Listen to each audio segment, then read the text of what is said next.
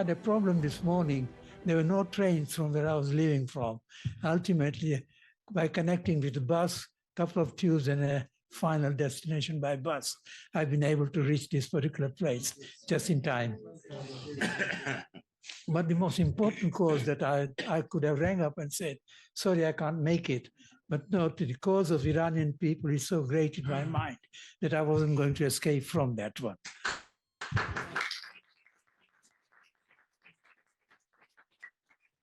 Can I first of all say how grateful I am to be with you and see the way we have come a long way since I got involved in the British Committee for Iran Freedom. The organization was created by our friend, Lord Robin Corbett. Some of you remember him. Not only was he a champion of human rights in Iran, but he was a great champion of human rights in the United Kingdom as well. The number of awards that are being given in prison for securing the rights of individual prisoners has been great, and the number of ceremonies being held to that extent. And the other one that I followed, was a very close friend of mine, was David Amis, MP, to champion and promote the cause of human rights, freedom, and democracy. From the start, the committee stressed that the right moderation from within the regime were proven wrong. Remember the time they took over the power and what has happened since then. When you look at the facts that have been demonstrated of 30,000 people in prison, number of people hanged, public execution, not just of the two people that we're talking about, but I have seen videos here in this particular room where people have been hanged in cranes, and they've been hanged so loosely that they've got to sort of literally shake themselves for ages before they lose their soul. And I think, I pray that God gives them the peace that's necessary. But I just want to make one very important point. This was just made, that the Foreign Secretary has been positive enough in suggesting who should be boycotted from coming to this country. I want to go even further than that. Who is keeping the record of people who are being hanged and why they are being hanged, so that we can go to the International Criminal Court and bring them to justice, whether they are in power or not? We should not be ashamed to turn around and say, this is intolerable in any civic and decent society. We will not tolerate this particular course of action. The UK government has logically adopted many of the earlier recommendations of increasing human rights sanctions, securing a fact-finding mission at the UN, and protesting the regime's crackdown to diplomatic channels.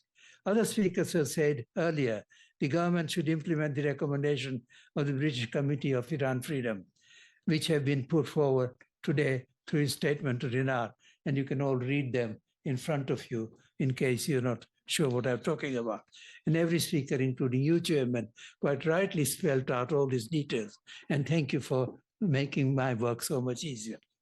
Other speakers said earlier, the government should implement the recommendation of the British Committee of Iran Freedom, which have been put forward through his statement on Iran.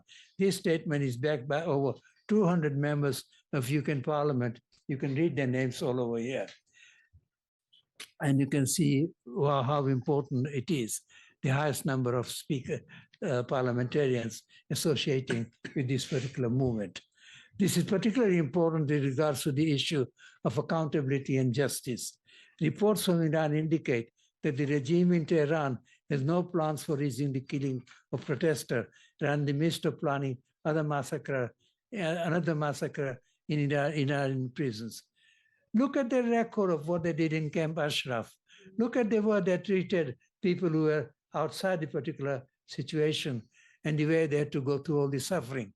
I've been to the places where I've listened to the debates that have taken place in Paris, in Norway, countries like that, and being able to see what is being told to the rest of the world and gradually bringing people together to make sure that we resist this sort of brutality against its own people by the Iranian regime. The supreme leader has selected a notorious mass murderer like Risi to become president.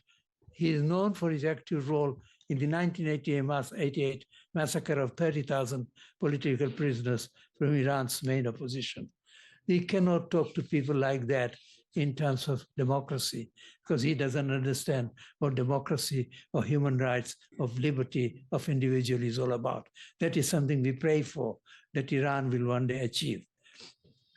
The focus must be to prevent another massacre in Iranian prisons as the regime becomes more desperate in face of the growing popular dissent and uprising. The best way to do this is through international accountability for regime's leaders and the recognition of the main Iranian resistance movement and Madame Rajavi as the democratic alternative to the current regime.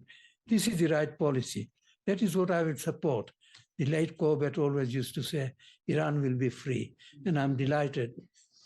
That is what I was waiting for. And I already made a promise to the Iranian resistance movement. The day you receive your freedom, I'll be one of the first ones to walk into Iran and sort of pray for the success and prosperity of that particular country. So thank you very much for listening to me all this time.